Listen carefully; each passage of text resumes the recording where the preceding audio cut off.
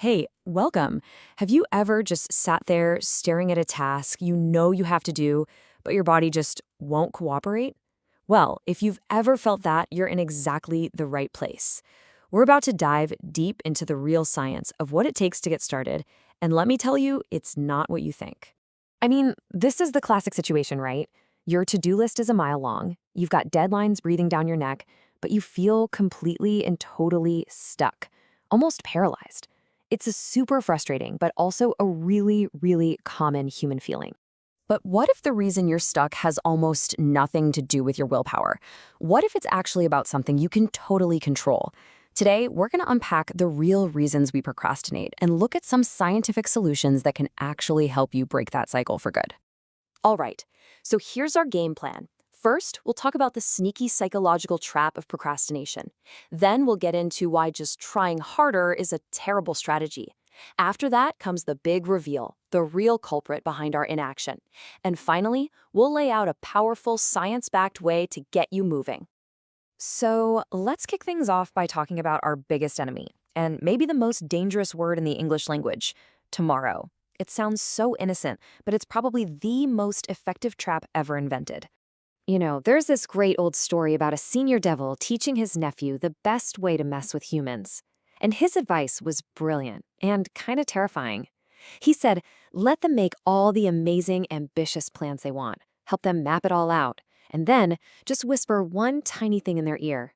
Start tomorrow. And that's the killer punchline, isn't it? Because tomorrow isn't a real day on the calendar. It's a fantasy land where all our best intentions and productivity go to die. The plan never happens because, well, tomorrow just never actually gets here. So what's the result of living in this constant state of tomorrow? We end up searching for hacks, for easy ways out, but that just leads to a whole different kind of problem. When you keep putting things off, you start to feel like a spectator in your own life.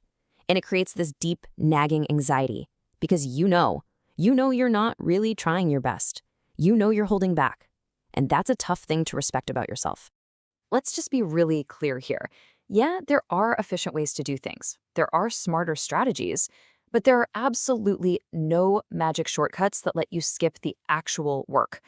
Real success demands that you actually engage with the task at hand. I mean, just look at this. This is an absolutely incredible story about what commitment looks like. This athlete won a gold medal with a torn ligament and a broken bone, literally held together with tape. Logically, they shouldn't have even been on the field. It's just such a powerful reminder that our real limits are often set by our decisions, not just our circumstances. Okay, this next part is a total game changer. This is where we flip the whole problem on its head. So if you've been beating yourself up this whole time, it is time to stop. No, seriously, think about it. How many times have you told yourself, I'm just lazy, or I just need more self-discipline? We treat it like it's some kind of personal moral failing. But what if the science tells a completely different story? This all comes down to a concept from behavioral science called the scarcity mindset. And here's the big idea. We get stuck not because we're weak, but because the system itself is broken. The rewards for doing hard stuff, like working out or studying, are way off in the future. Being healthy is abstract, and our brains have almost zero motivation to work for a reward that's fuzzy and far away. So this is the crucial shift in thinking right here. The problem isn't you. It's the structure of the task. Your brain is hardwired to look for clear, immediate rewards. And when it can't find one, it just slams on the brakes. It's not a character flaw. It's a design flaw.